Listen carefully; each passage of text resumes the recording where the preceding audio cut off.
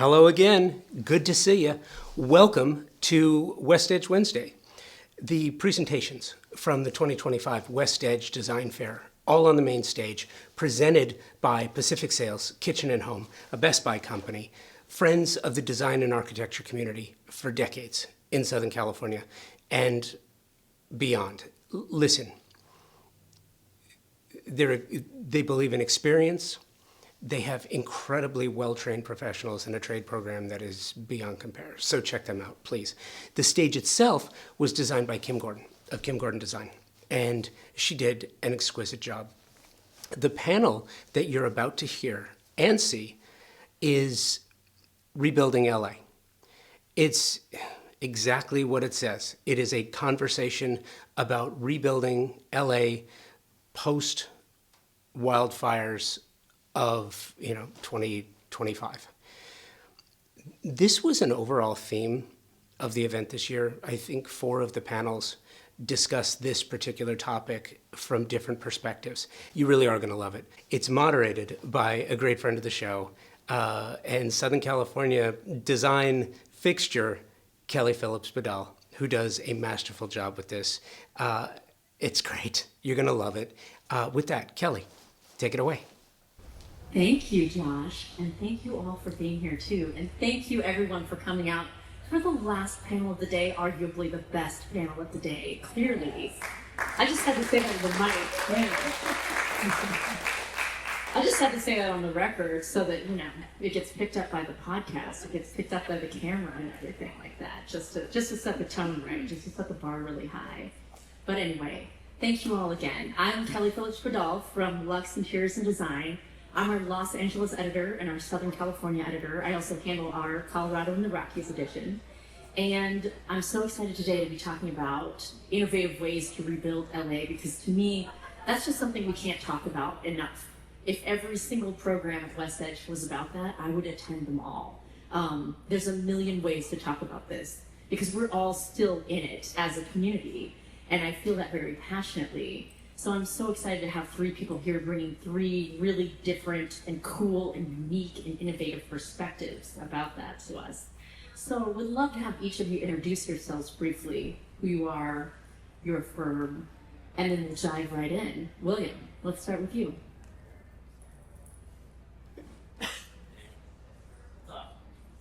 It's on. Oh, it's on. Anyway, I'm William Hefner. My company is Studio William Hefner. We do architecture, interiors, and landscape here in Los Angeles and in Santa Barbara.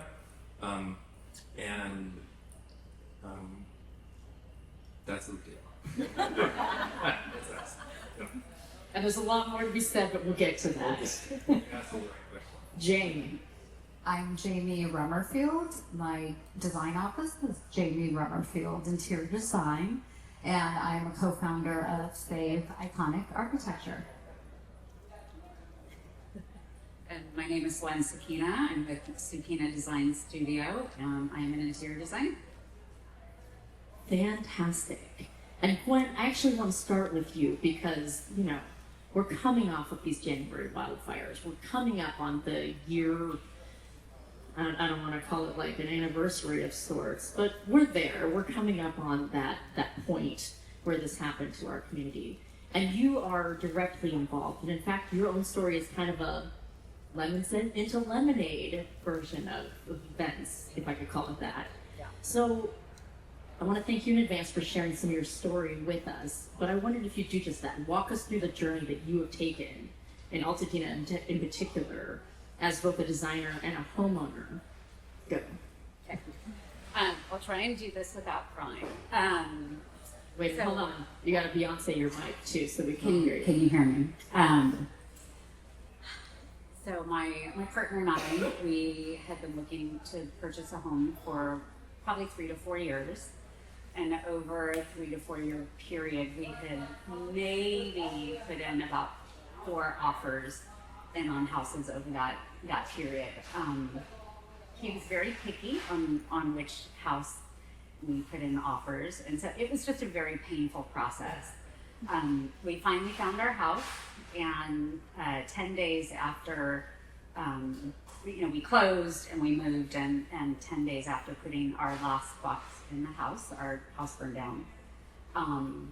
So it was devastating beyond words, and just for our whole community. As some of you may know, I have a lot of old things, and the thought of building new just did not sit well with me. There's something about something old that has so much spirit and life, and when you build something new, however beautiful it is, and you get to create your own life, there's still a little soul missing. So we just didn't know what to even do at that point. We decided to buy a trailer. We wanted to be on our property. We were commuting from Long Beach. We found an Airbnb pretty quickly, but it was really far away, and I was in the middle of the showcase house. Some of you may know, so it was awful. But we bought a trailer and we moved back on our property, and I had gone to Pasadena Architectural Salvage one day and spoke to my dear friend Wendy, and I told her that we had lost our house, and she said, "Don't give up hope. My husband has moved homes before, and maybe this is a possibility that you and Jacques might be able to do." And the light went off, and it was a very happy feeling, but a very anxious feeling too, because I didn't want to go through that 4-year process again that Jacques was so picky about buying a house. I thought the likelihood of finding a house that someone is going to tear down, that this is not going to happen, and it's just going to be a nightmare. Anyway, we ended up finding, this architect had put a list of homes together that were being torn down, and I kind of started sifting through them, and I have my real estate license too, so I was able to reach out to owners and do my sleuthing. And the second home that I ended up reaching out to the owners, we connected, and they were going to put a sixplex on this property. And it was this old home. The exterior did not look like it. The exterior looked really bad, but the interior, the bones were just phenomenal. The original, quarter-sawn oak all over the walls. They were at least 5 feet high. The original push buttons, the original wallpaper was still on the wall.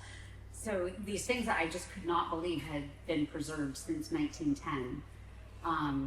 And of course, the minute you walk in, when you don't have a house and everything burned down, you're a little overwhelmed. So I was in tears crying, and I thought, is this really going to be a possibility for me to be able to call this home?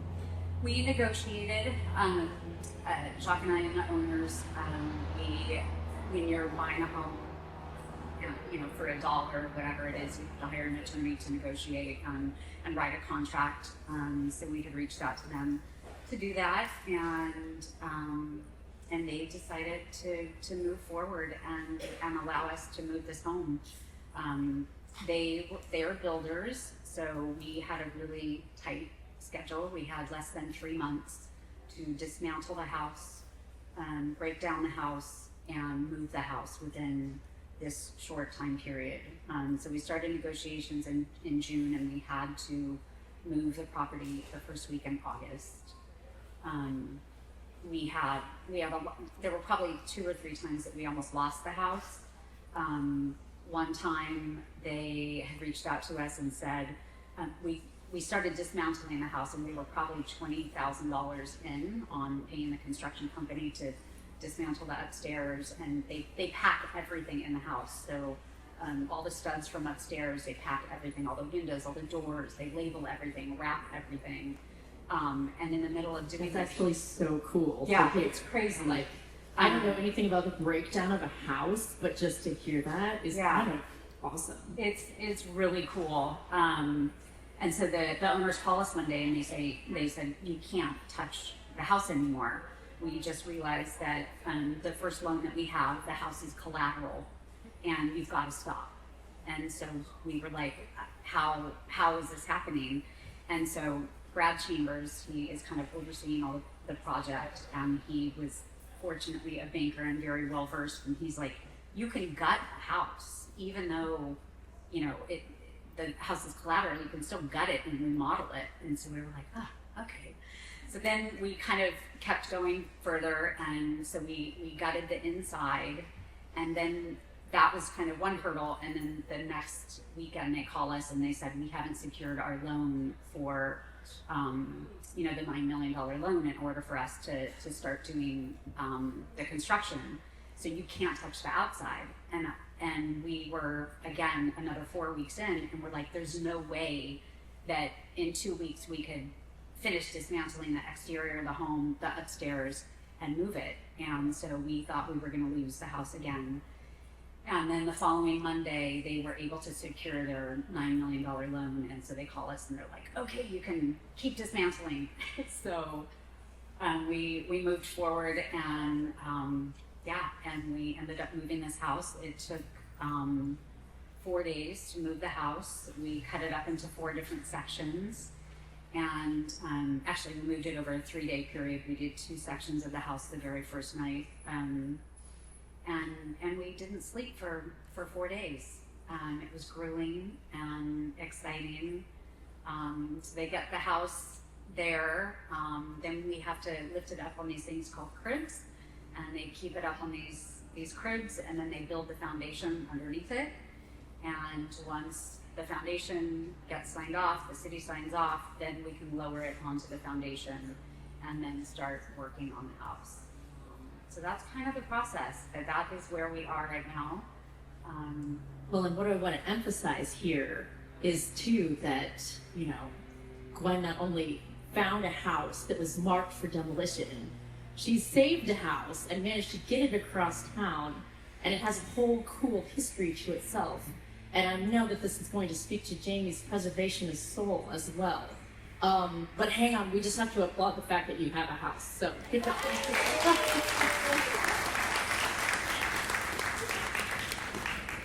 And that was one heck of a journey. So thank you so much for sharing so much of that with us. And what I wanted to emphasize too is, I know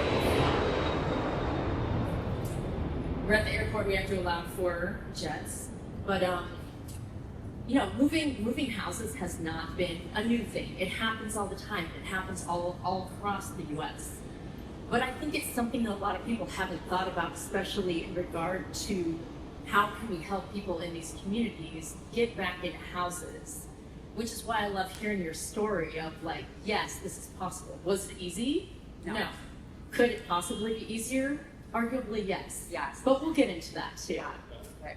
But to segue in, like, Jamie, I know this is something that speaks to you as well. So I just wanted to pull you in to say, like, you're an incredibly prestigious designer. You've mentioned Save Iconic Architecture already. And I thank you for all the work that you have done to hold people's attention to properties that are marked for demolition, things that should be saved. The incredible architectural history that we have here in Los Angeles. I feel like you are waving the flag over that all the time. So thank you. But also, I wanted to ask you the ways that you kind of jumped into action after the wildfires, because that's kind of a multi-part question. But there's something in particular you put together that I'm really excited about, and I think you are as well. Please do tell. Indeed. These fires caught everyone by surprise in so many ways, and knowing so many friends, colleagues, clients who are impacted, including myself, my kids' schools burned down, and we have friends here, Michelle and Heidi, their design office and their homes burned down, and right out the gate, we started getting flooded with information to Save Iconic Architecture about questioning if something has survived architecturally wise. And I thought that was interesting that people felt that architecture or landmarks were just as important as they were like personal possessions, because some people love certain houses so much. So when the Will Rogers estate we found out that had burned down, we started just sharing the status. At the time, the Getty Center was at risk. And we just real time started kind of reporting about architecture that we were either that was saved or lost in the wildfires, and that got a huge response. And actually, people were having a Top Gun moment. Hold on. It's like Top Gun flashbacks. Yeah. So yes.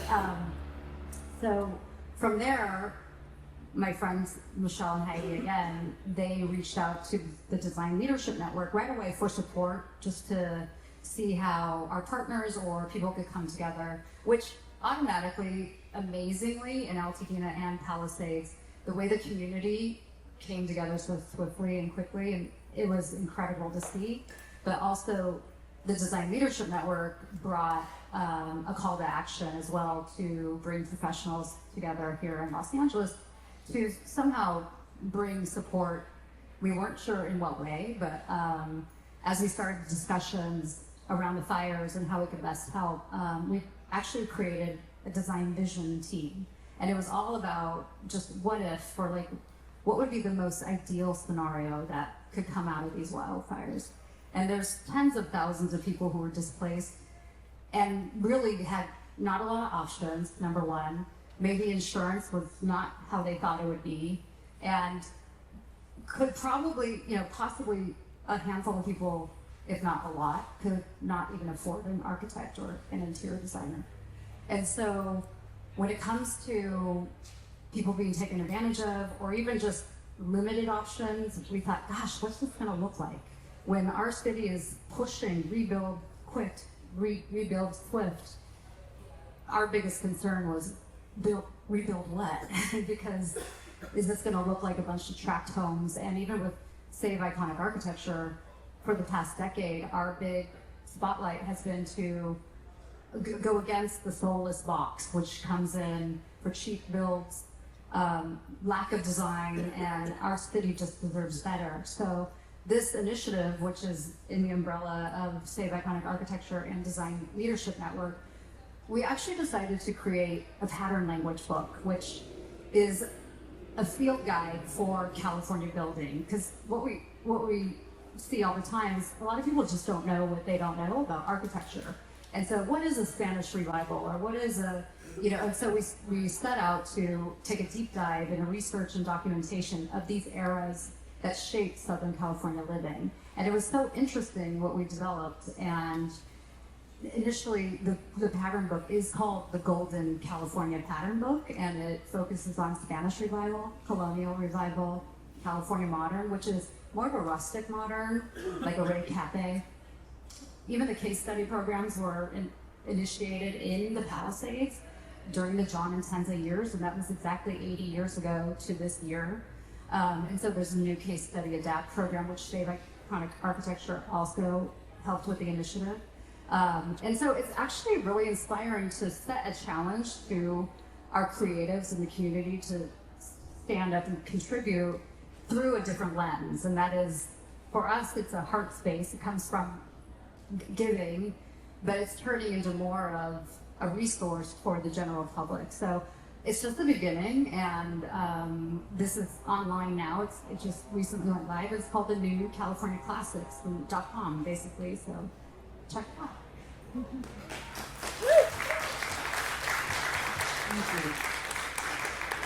And I feel like you're like being the first to know about it almost, because I believe you launched this last night, right? We had a town hall last night, and it was an incredible turnout of the community. And just to finish the styles, it's Cali Cod, which is, again, California's take on Cape Cod, and Palisades really has some wonderful nuances to it. And I wanted to point out that California has taken all of these revival styles and actually made their own twist as well. So we're in a new generation even of those styles, which are definitively California, and we're really proud to kind of point that out and recognize that in the last century that California does have its own defining look and feel. And that's when you talk to people who lost their homes, a lot of them say, I just want what I had. And that is capturing that essence in this book. Fantastic. So I'm telling you this is a scoop right here that we're all hearing. And I was savvy through your website last night, and I can't do so more. But speaking of deeply Californian things, William, I believe you're a fifth generation Californian. Is that correct? Did I do my research correctly? You did. Yes. Fantastic. Well, and I'm sure that all of these waves of architecture that we're talking about, the things that have kind of given rise to other buildings that are so key in our community, are things you know deep in your soul as well. I'm just very happy to share that you, as a firm, had contributed plans to Case Study 2.0, which kind of builds off this architectural legacy that we're so proud to have in Los Angeles. And so, William, I wondered if you would detail a little bit of what you put into those plans, because I know that you're having so many conversations as an architect with clients who want to build fire resilient, yet refined buildings. You're exploring new ways to use materials in different ways. I'd love to hear some of the questions that have come up for you and some of the solutions you put into the world already. The thing that I thought was so great about the Case Study 2.0, when they first rolled it out, was that 40 architectural firms submitted plans for it. So there's a sort of guaranteed variety of vision for the houses, because at first when this happened, I thought, oh my God, it's going to look like condos, right? Everybody's going to build the same thing. And what was so special about that is you had all these different takes on variety, style, constructability, what sort of fire resistant looks like, what are the ways to design for it. So in a way, it's sort of its own pattern book for what you could do to solve the problem that way. And we were excited to be part of it, and I think what I saw as an opportunity was to figure out a way, because the people that reached out to us initially all were kind of interested, like you said, in having something of the character they had before back. And it was like focusing on how do you build in a style that was traditional, because most of them had that, and that wouldn't catch on fire again, wouldn't just be kindling for another fire, right? So, and so we did a deep dive into lots of materiality to accomplish that. Like things that, like, how do you build eaves in a way that they're not just, going to catch on fire right away? What are some of the materials? Like, there's this good fiberglass reinforced concrete that can be done in a very subtle texture that looks like real wood and works, and doesn't look like Disneyland. And so, and what window systems are responsible? What wall sort of build up, helps to ensure, because no one who's thinking about building wants to lose their house again. That was traumatic enough. So it's been nice to work with people. We've had several families who are interested in building our case study program, which for that I think that we really focused on a prototype that would create more usable outdoor spaces in the yard. There's sort of a recessed courtyard in ours, so it's not just a single block on a site, but it's sort of a C-shaped house where the mass isn't so much. And people have a lot of creative solutions. So I think that even if people don't use specific houses from this group, it helps to inform what you can do on these sites, because they all work with the setbacks, the heights, the envelopes you can do, and it's also, I think, been a good resource. I was excited to participate in it. Yeah, and again, I was out looking at some of these houses last night and looking at how they are designed for different envelopes of space. Yours is kind of on a narrower lot. How can you solve for that? Things like that. Others take a different take. So it's really cool to see the catalog of options that are out there, and on the breakdown of the materials that are used and how that can help. The eaves that you mentioned, how they don't trap embers, things like that. Things that we're all thinking about now. I love that. William, I want to keep it on you for a minute, because you had mentioned there's a project of yours where you're kind of recreating an 8-year-old house. Is that correct? And recreating it in a way that can be fire resistant, yet look exactly the way it was before.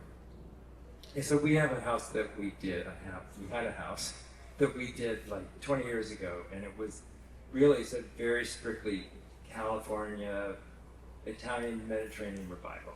And the idea, and even the owners when we were building it thought, well, we want to build a 100-year-old house, but also one that will last another 100 years. And it was really built with every sort of, beautiful custom-made hardware that was authentic to the period, and all these things. And they raised their 4 kids there. And the day after the fire, when it was still smoldering, they called and said, "We want to rebuild the house. We want to rebuild it exactly how it was, and we want to be first in line." Wow. And it's like sort of no looking back. We lost everything. We lost all the kids' school homework. We lost all the photos. We lost all this stuff. But we want it back, and so we charged, ahead immediately getting started. I started getting email from the kids who are in their 20s and early 30s saying, can I have exactly the same tile that was in my bathroom? Can you find that? And so it's been like, you work on these projects, and it was a multi-year project, and you end up loving your clients. You end up having the same kind of like being invested in their goals and what they want to do.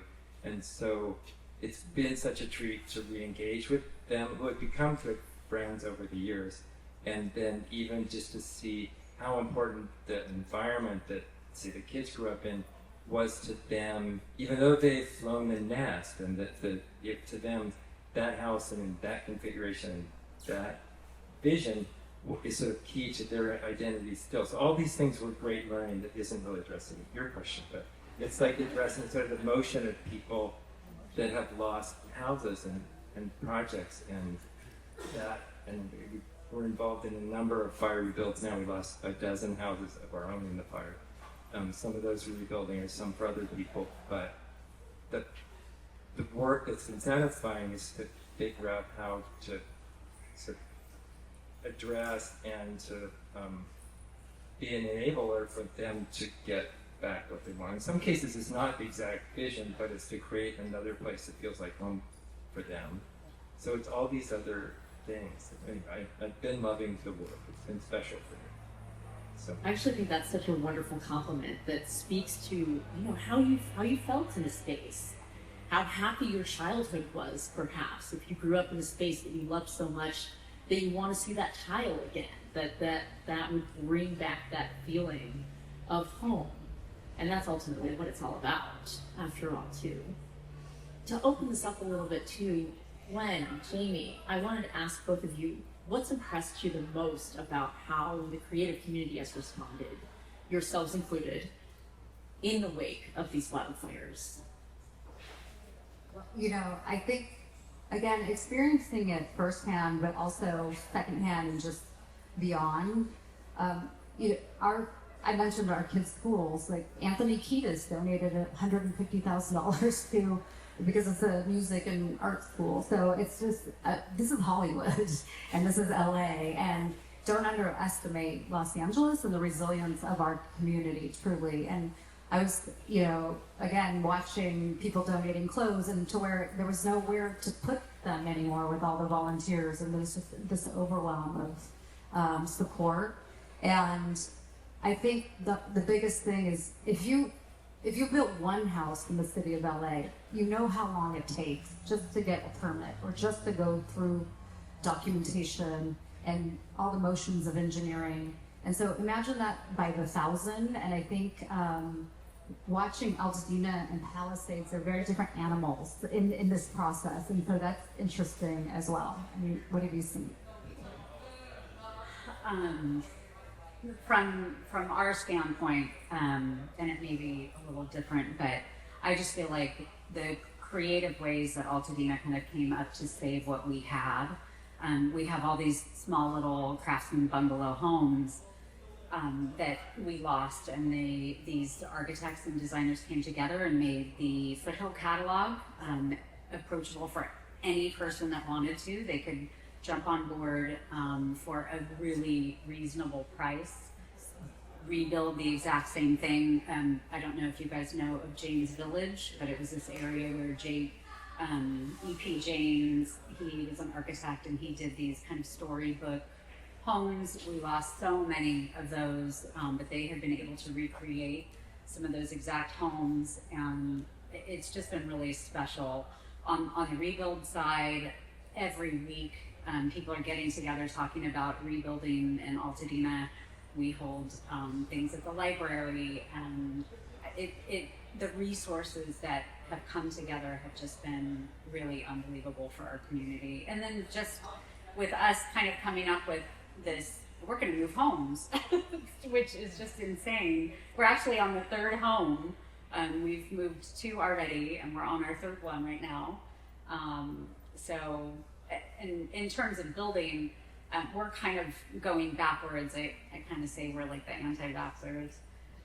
Because we, obviously our homes are not built to code. When we move them, we actually don't have to abide by Title 24. We move the houses, and it's literally just considered a remodel.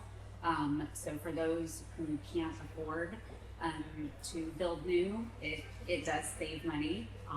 It saves about 1/3 of the cost of a new build. So you could most likely get more homes for your money by building it or by moving a home and not rebuilding. What is the cost to move? We've talked about this even with state iconic architecture, and we're dissuaded because they're like, oh, that would cost so much. So hearing this, and I was so excited that you've done this. Yeah. Was that realistic, or how they dissected it? Even I imagine the wide load trailer on the road, and sometimes that's not feasible. No. So moving the house itself, it was $125,000. That was just for the move. We probably had about $40,000 in construction, like deconstruction costs. And then we have our foundation and all of that. Right now, we are at about $400,000, but we have 90% of the materials for our home already. The wood is redwood, which you just can't find redwood anymore. The house was built with these massive 2x14 floor joists and rafters, and the structure itself, you just couldn't get the wood that you just couldn't find them these days. So there's so many things that are invaluable, but on the flip side, they're old windows and they're not they're not sealed properly, and so we're kind of working backwards on figuring out materials for the shear walls and all of that. So I think if we can do fireproofing underneath the shingles and work kind of backwards and do it as smart as possible, we can fireproof our house the best we can. We got some really amazing news this past week. There's a historian, her name is Kathleen Perricone, and she is on Instagram. It's called Before the 101, and she was the one that had posted about our house that she was trying to save it. But she recently found, again, within the last week and a half, she found our original photo of the home, the original rendering for who the house was built for and who actually built our house. And it was a company called the Milwaukee Building Company, who ended up, they are Meyer and Haller, who ended up building the Grauman's Chinese Theater and the Egyptian Theater and so many iconic buildings in LA. Start crying. But so we have just kind of this architectural gem on our hands right now, and we're trying to treat it as such. And so we're trying to pay homage to that, and but yet do it responsibly. So. And that's honestly so cool. I'm so excited that you're the next steward of this house. Yeah. That deserve to be saved. Yeah. And I don't know, there's kind of another sweet story. So the house was already moved once before. In 1948, this woman, Alice Blackburn, had owned the house. Well, she was renting it, and then the 101 freeway came in, and so she got this notice that the house was going to be torn down, and she was like, oh, hell no, you're not tearing my house down. So she bought the house and moved it. They had removed the roof, and you have to remove the chimney too, so they patched everything up. And so in the middle of the night, she invited 150 people over to have this party in the house. And so they partied in the house while it was moving down the street. So Life magazine covered it. And so again, Kathleen Perricone did this deep dive and found these amazing photos of, and this woman was just a character. Doris Day was in the house, and she was with everybody, and everyone dressed up in costume. So I'll invite you guys when our house is done. You all have drinks and dress up and whatever you want to dress up in. But but yeah, there's just so much history behind it. And then when she moved it, they go back the next day to pick up the roof, and the roof apparently got stolen. So we didn't know what the roof looked like, and we were going off of these old photos, and we were racking our brains for the last month and a half going, we're kind of at this point where we have to get a roof on our house, but we don't know what it looked like. And again, this last week, she found this rendering, and it just is pretty magical. So I just want to add to this story too that Gwen has been like patching the tarp that is over her roof all this week during the rains too. Yeah. During this whole saga. Yeah. The last rains were terrible. They just put tarps up, and all the tarps failed. We lost the floors to the upstairs, and we had to rip out all our ceilings, and a lot of the wood is kind of damaged, but we're just in this remediation mode. But we got billboards up, so pass the word around if you don't have a roof, use billboards. Vinyl is much better than just the crappy tarps that they sell at Home Depot, so yeah, spread the word. If anything speaks to resilience, it's like figuring it out no matter what. So this is wild. I didn't even know that story about the roof getting stolen. Yeah.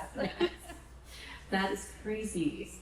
Well, okay, so if you're not planning to scoop up a house and build it and move it over to a new neighborhood, and maybe you should, and maybe you shouldn't, but regardless of whether or not you're doing that, I feel like we're about to enter this whole period of building. Like everybody's going to be building, because we're at the point, really, at both these neighborhoods where there's just been a lot of insurance discussions, scraping of the ground, getting things ready, and not a lot of actual shovels hitting the ground yet in general.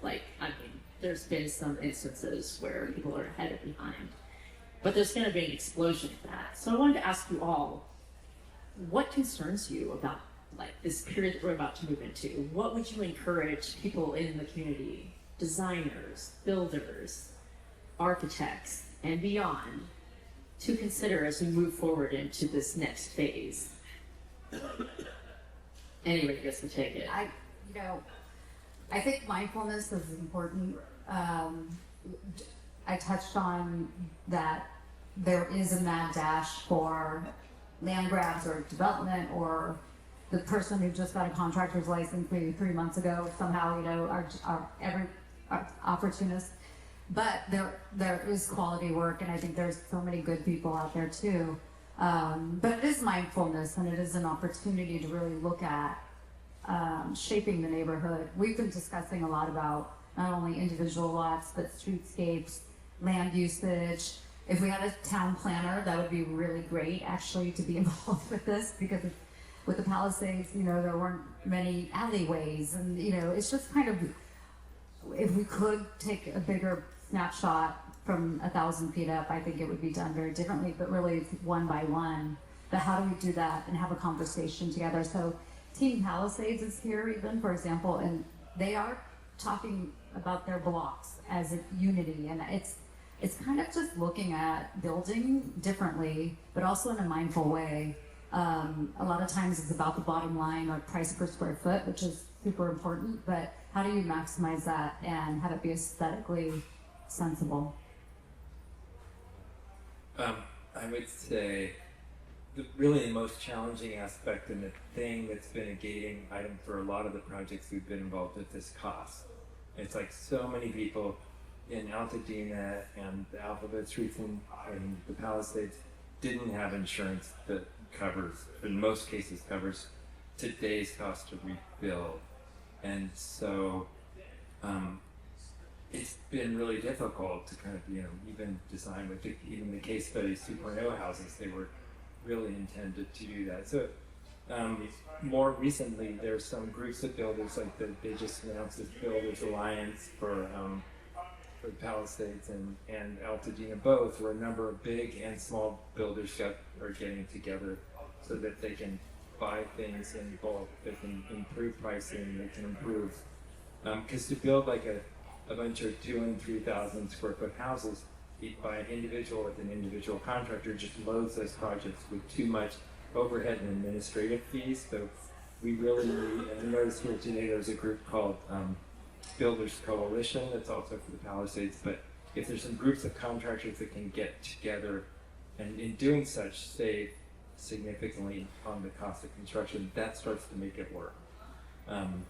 And they really need to, some of these houses need to be built for more like $600 a square foot than $1,000 a square foot. It just doesn't work otherwise. So I'm encouraged by that starting to happen. So I think that will unlock kind of a significant percentage of projects. So. And I think, and I don't know if you've experienced this, but with a lot of insurances, they're paying for architects, but they're not paying for us. They're not paying for designers, and it's been really frustrating. This happens. And I'm like, who knows? You know, so it's been really frustrating. And I think that the other concern for my clients and things that are brought up in conversation is just if they start buying now, where do they store things? I mean, normally you have a home or a garage that you can have things shipped to your house, and now we're in this position that even if we try and take advantage of these deals that are happening now, which a lot of my clients need to in Altadena, you know, where are they going to store it? Are they going to want to ship right away? And how do you facilitate this process? And so I beg my, you know, appliance people and tile vendors and all of those to figure out ways how to, you know, keep those things for our clients as long as you can, just so we're not in a position where we have to rent storage units and worry about people breaking in, because most people are not on their property. And it would be devastating because there are people out there that are just not doing nice things. But it's not common, but it is happening.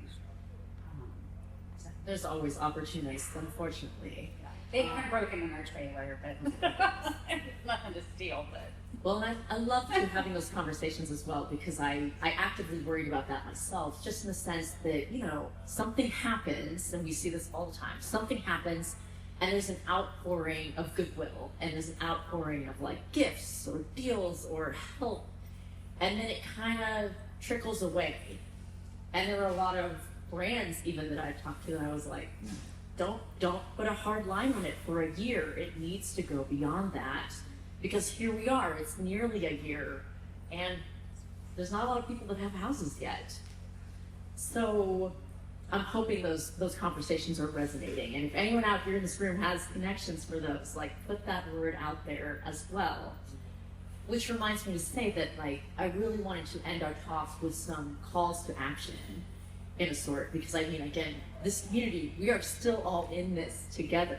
Like I said first, we cannot talk too much about this.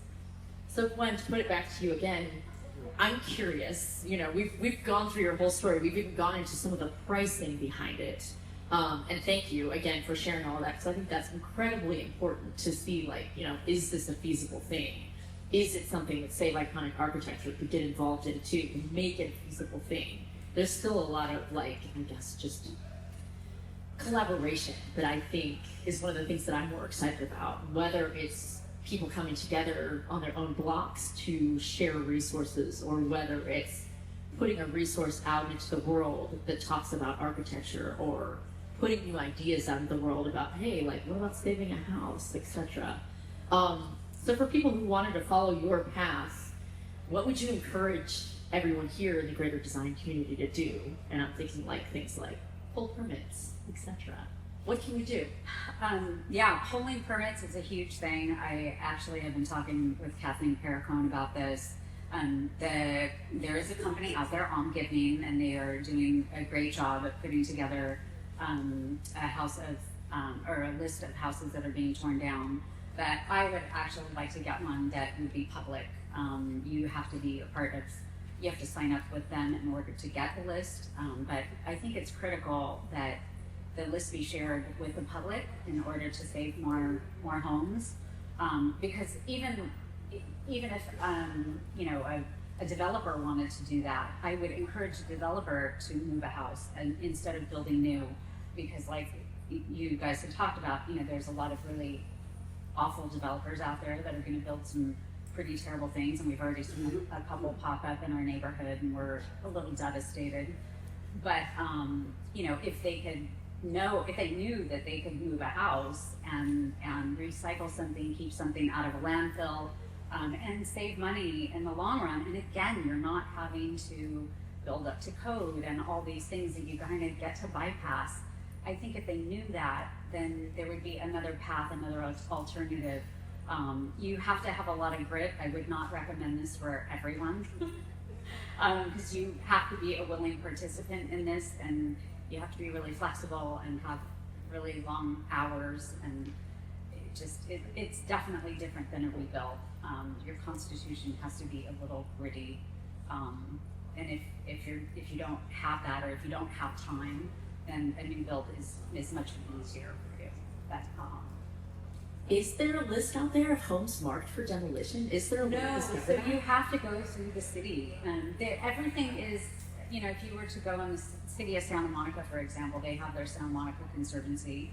You can pull demo permits from any city, but the likelihood of you having time to go through and look at all of those, there's two people on Instagram. Again, I had mentioned Kathleen Paracone before the 101. She's actually actively trying to save homes, and so is another Instagram person called Esoteric.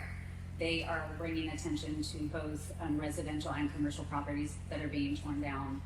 So I applaud them both. If anyone of you know anybody that can do the same thing, it's really important that Los Angeles knows what they are destroying, and they really, you know, they'll put it up for maybe a month or two, and then if no one claims it or if no one wants it, then they allow them to tear it down. And just even knowing that our home in particular was going to be torn down, and now to know that a prominent architectural firm had done it, and if someone did a little sleuthing, they would have found that this is something architecturally significant, and it was just going to end up in a landfill. And that, You were home with the cool owner who thumbed her nose at the 101 project. Right. They drank champagne as they moved the house across. exactly, Yeah. and all of this would have been lost and been stuck in a landfill somewhere. So that angers me when I found that out. It frustrates me. So I'm hoping more people can do it and encourage people to do it and spread the word. Recycling is important. I feel like there's an informational hole here that needs to be filled. So, I do too. so anyway, yeah. TBD. We'll have to see what happens with Yes. this. Well, and then Jamie, I'll turn it over to you too. And I'm like, collaborate, but also, yeah. I want to ask you, where can people find out more about the new California Classic Guide and what's next for you in that effort? Yes, newcaliforniaclassics.com. It is a free online resource that is a field guide of Southern California architecture. So it's a guide to rebuilding in character styles, and the other styles, I keep on rattling them off, but we have Craftsman, Modern, Halicod, Spanish Revival, Colonial Modern, California Ranch, which is actually a really cool viewpoint when you're, and that's what's so great about stepping back and kind of resetting the needle on this building record, because it's all become so homogenized over time with spec houses and people's interpretation, especially builder interpretation, that we've all kind of just allowed to happen in our neighborhoods, and we just live with it. I think this is an opportunity for people to raise the bar in design and architecture. And this field guide, it started as a heart space, again, something that was to give back to fire victims, but what we have realized is that it's such a good information to our state and city treasures that we all need a little reminder of what these styles were originated from, or what the true details are in window styles, massing envelopes, to tile work, light fixtures, because once it goes into interpretation, I think a lot of people are misinformed. So if you can have a guide that is accurate and maybe academic somewhat, it's a nice tool to have, and this is all free online. And as it grows, we do have a resource section, so when we're talking about materials that are actually fire resistant and landscape architecture, which is a huge topic, and Patricia Benner, the brilliant landscape architect, contributed so much insight onto landscaping for fire resilience on this, the new California Classics, and she designed fire-resistant landscaping, plantings and trees for each of those styles. So have you ever imagined doing landscape based on a style of architecture? Well, that's what she did here, and so it's a beautiful just documentation and approach to rebuilding, but also a way of thinking. So I highly recommend checking it out, and then it's continuing to grow, and we welcome input and suggestions and collaboration, so it's just the beginning. I love that. Oh my gosh, I'm gonna go check out exactly what Patricia did as well too. That's so cool. I didn't even thought about that aspect. Well, and William, to put it to you for some big thoughts at the end too. I mean, your work has already determined so much of the aesthetics of the city. So I'm curious, like, what you feel like is, I don't know, just the important thing for the design community to keep in mind, architecturally, aesthetically, as rebuilding efforts move forward. It's a big task here. But Only Well, hard questions. I would say big thoughts. What seems to be the most important is really to concentrate on kind of quality of design, like they're saying. I think the thing that will be so helpful is that people follow things like this new California Classic to help inform choices they make. I think to avoid falling in the trap of building homes that 10 years from now we're gonna look back and say that's so 2025. And I think it's kind of might be easy to fall into that trap. And that's why I was encouraged by all the stylistic options and solutions in the California 2.0, but also going back to the basics, to the foundation of California, because it's always, like in the traditional work that we've been doing the last 10 years or something, I've really realized that it's that kind of in between. You know, when people are saying it's kind of traditional, it's kind of modern, or it's this transitional stuff that we talk about, I think that stuff dates. And I think that if you're going to invest in a new home, that if you either go with something that's truly modern, if that's what you want to do, one, or two, if you're doing something that stylistically is Spanish or Cape Cod or whatever, really go back to the foundation of things, because if you do it in that manner, it's not going to date. The same way for 25 years I've lived in Hancock Park, and I always like marvel at how, you know, those houses never dated. You look at them and they were done with integrity and quality stylistically, and you know, they didn't try to do it part one way and part the other way, or you know, part modern. And I think that that's what will bring long-lasting value and enjoyment to whatever people build. But it'll also create stylistic variety within neighborhoods, rather than make them feel cookie cutter. And so I think it's that opportunity to reimagine the city that would be great. So anyway, that's what I would suggest people do. Truly, that's one of the best things about LA. It always has been. All these different things. And I love that you got to the heart of like, what does timeless mean? Because it's kind of one of those je ne sais quoi things. Like, how do you define it?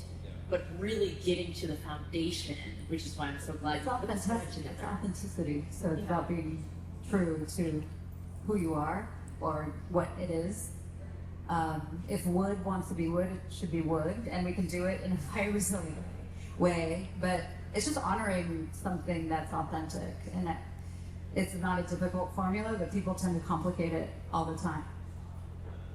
You're so right. And it goes back to the soul, that something you were talking about as well, Gwen. Like, why do we love things? You can feel it in your soul when you're a part of it. So now I'm gonna get everyone crying.